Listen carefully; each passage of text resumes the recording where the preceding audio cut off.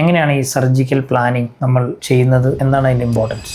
ഏതൊരു സർജറി ആരംഭിക്കുന്നതിന് മുമ്പും ആ സർജറിയുടെ വിജയത്തിനെ വളരെയധികം സ്വാധീനിക്കുന്ന ഒരു പ്രധാന ഘടകം എന്ന് വെച്ചാൽ ആ സർജറിക്ക് മുമ്പുള്ള ഒരു പ്ലാനിങ് ആണ്. എങ്ങനെയാണ് ഈ സർജിക്കൽ പ്ലാനിങ് നമ്മൾ ചെയ്യുന്നത്, എന്താണ് അതിൻ്റെ ഇമ്പോർട്ടൻസ്? എൻ്റെ പ്രാക്ടീസിലുള്ള ഞാൻ ചെയ്യുന്ന കാര്യം പറയുകയാണെങ്കിൽ, നമ്മളുടെ അടുത്ത് ഒരു രോഗവുമായിട്ട് എത്തുന്ന പേഷ്യൻ്റ്, അദ്ദേഹത്തിന് ഒരു സർജറി ആവശ്യമാണ് ആ പേഷ്യൻ്റ് എന്നുണ്ടെങ്കിൽ, നമ്മൾ ആ രോഗവിവരത്തെക്കുറിച്ച് വളരെ വ്യക്തമായിട്ട് പേഷ്യൻറ്റിനെ അറിയിക്കുന്നു. അതിനുശേഷം അതിനുള്ള ബെസ്റ്റ് ഓപ്ഷൻ അഥവാ ബെസ്റ്റ് ഓപ്ഷൻ സ്വീകരിക്കാനായിട്ട് വൈമനസ്സുള്ള പേഷ്യൻ്റ് ആണെന്നുണ്ടെങ്കിൽ ആൾട്ടർനേറ്റ് ഓപ്ഷൻ അതുകൂടി പേഷ്യൻറ്റിനോട് എക്സ്പ്ലെയിൻ ചെയ്യുന്നു. ഓരോ പ്രൊസീജിയറിലുള്ള പ്രോസ് ആൻഡ് കോൺസ്, അതിൻ്റെ ഗുണവും ദോഷവും വരായകൾ ഇതെല്ലാം വളരെ വിശദമായിട്ട് എക്സ്പ്ലെയിൻ ചെയ്യുന്നു. അപ്പോൾ പേഷ്യൻറ്റിന് അത്യാവശ്യം സർജറിനെ കുറിച്ച് ഒരു മെൻ്റൽ പിക്ചർ കിട്ടും. സപ്പോസ് നമ്മളുടെ കയ്യിൽ ഇതുപോലെയുള്ള പ്രീവിയസ് കേസസ് ഉണ്ട് എന്നുണ്ടെങ്കിൽ അതിൻ്റെ ഒരു വീഡിയോ ക്ലിപ്പോ അല്ലെങ്കിൽ ഓപ്പറേഷന് മുമ്പും ശേഷവുമുള്ള പിക്ചേഴ്സ് അല്ലെങ്കിൽ എക്സ്റേസ് കാണിക്കുന്നു, എന്നിട്ട് അവരോട് അത് വിശദീകരിക്കും. അതിനുശേഷം പേഷ്യൻറ്റിന് ഒരു ചോയ്സ് കൊടുക്കുകയാണ്, ഈ സർജറി ഇന്നതുപോലെ ചെയ്യുവാണെങ്കിൽ ഇത്രമാത്രം സക്സസ് റേറ്റ് ഉണ്ട്, ഇത് വളരെയധികം നമ്മൾ ചെയ്തുകൊണ്ടിരിക്കുന്ന സർജറിയാണ്,